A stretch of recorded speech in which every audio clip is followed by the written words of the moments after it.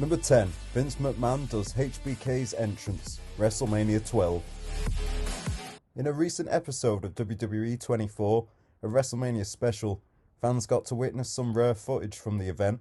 The footage showed Vince McMahon talking Rob Gronkowski into taking a dive off the stage at WrestleMania 36 during the pandemic era. All it took to convince Gronkowski is McMahon to take the dive himself. Vince has a reputation for never asking his staff to do anything he wouldn't do himself. This also includes McMahon showing Shawn Michaels how to do the zipline entrance at WrestleMania 12 and how to harness himself incorrectly for the huge ride that HBK would eventually take to enter WrestleMania 12. Number 9. The No Movement, WrestleMania 30. During the year-long build-up to WrestleMania 30, Daniel Bryan was beaten down over and over again by the Authority before eventually overcoming all of the odds to become the undisputed WWE Champion at WrestleMania 30. The story seemed like it was tailor-made to build up Bryan and was performed to perfection. However, it wasn't ever meant to go that way. Apparently, for some bizarre reason, WWE management, mostly Vince McMahon, didn't see Bryan as being anything special or a real attraction to invest in, no matter how much the fans got behind him. Up until CM Punk quit soon before WrestleMania 30, the original booking was for CM Punk to face Triple H at the Show of Shows, and for Bryan to battle Sheamus once again. Presumably, that match would have lasted longer than 28 seconds. Number 8. WrestleMania nearly bankrupts Vince McMahon, WrestleMania 1. Somewhere in the multiverse is a reality where Vince McMahon completely failed at WrestleMania, but the chairman did in fact gamble big on his Super Bowl idea of wrestling. Part of the purchase agreement of the WWE from his father was that he would have to make a series of payments to the consortium of owners, including Guerrilla Monsoon, and one huge balloon payment at the end. Should he miss any payments, ownership would revert back to that of the consortium. Vince and Linda poured all of their money into the first ever WrestleMania, including their house, and had it failed, there would be a vastly different version of WWE out there, one that might have not included the McMahon family at all. Number 7. The Undertaker at Guerrilla position, WrestleMania 14. Shawn Michaels had proven himself as one of the all-time great performers by the time WrestleMania 14 had rolled around. He was also becoming increasingly challenging to deal with backstage, and there was concern that the boisterous world champion wouldn't perform the match outcome as agreed.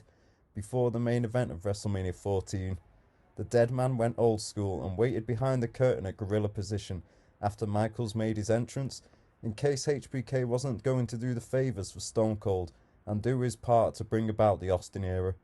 But had HBK choose to go into business for himself, The Undertaker was waiting with taped fists in the Guerrilla position for the showstopper.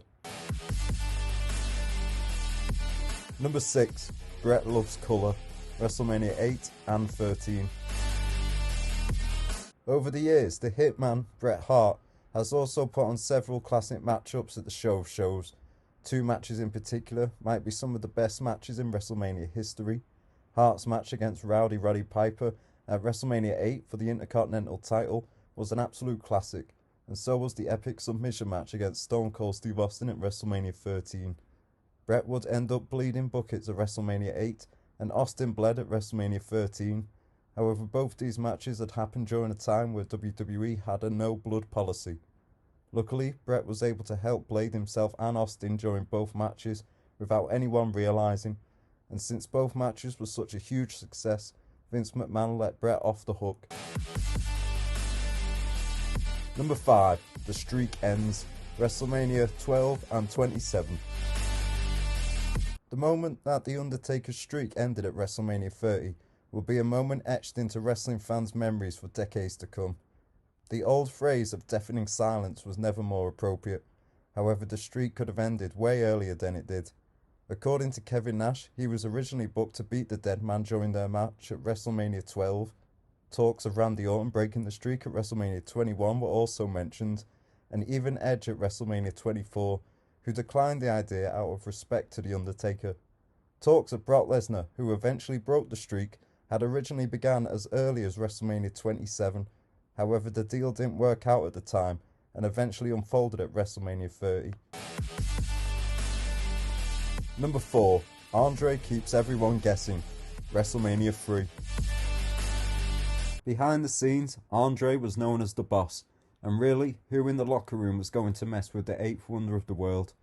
He held court, played cards with the boys, and was very well respected. Vince loved Andre too, and basically gave him anything and everything he needed to keep the Giant happy.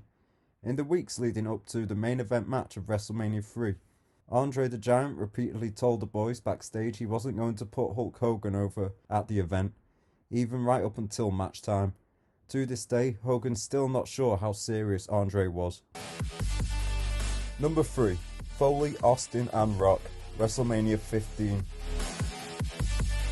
The first time Stone Cold and The Rock met at WrestleMania, it sparked a feud that lasted over the course of 3 huge WrestleMania matches. But had Vince Russo gotten his way, their first encounter would have been even more epic. Thanks to all of Mick Foley's hard work just getting The Rock ready for WrestleMania 15, Russo wanted to reward this by booking a triple threat match between Stone Cold, The Rock and Mankind. According to Russo, after Shawn Michaels had whispered something into Austin's ear, that booking got scrapped in favour of the one-on-one contest to main event WrestleMania 15. Number 2. Ted DiBiase wins the tournament, WrestleMania 4. History was made at WrestleMania 2000 as Triple H became the first heel ever to win the main event of WrestleMania. However, 12 years earlier, there was almost another heel to raise his hands at the close of the show. At WrestleMania 4, the original plan was for the $1 Million Man Ted DiBiase to win the tournament and the vacant WWE Championship. The Honky Tonk Man was supposed to lose the Intercontinental title back to Randy Savage, but when Honky Tonk refused to do the favours, Vince McMahon changed up the booking and awarded the Macho Man the World Heavyweight title instead. Number 1. Zeus and Tugboat to headline back-to-back WrestleManias, WrestleMania 6 and 7. For back-to-back WrestleManias, Hulk Hogan was set to main event against very different competitors. Imagine instead of the Ultimate Challenge at WrestleMania 6, the fans got the real-life no-holds-barred bout on the grandest stage of them all. After all, why not take the big main event from a staged movie and bring it to the main event of a staged wrestling show? But wrestling is much different than the movies, and Tiny Lister was less than an in-ring talent, more than the Ultimate Warrior. Thankfully, Vince McMahon came to his senses and ended the feud months before it got to WrestleMania. But several months later, the boss was at it again, envisioning Tugboat as a turncoat, siding with Iraq against America and Hulk Hogan.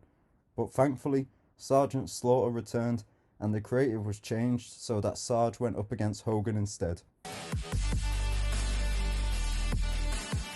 Thanks for watching. Don't forget to subscribe for more wrestling content.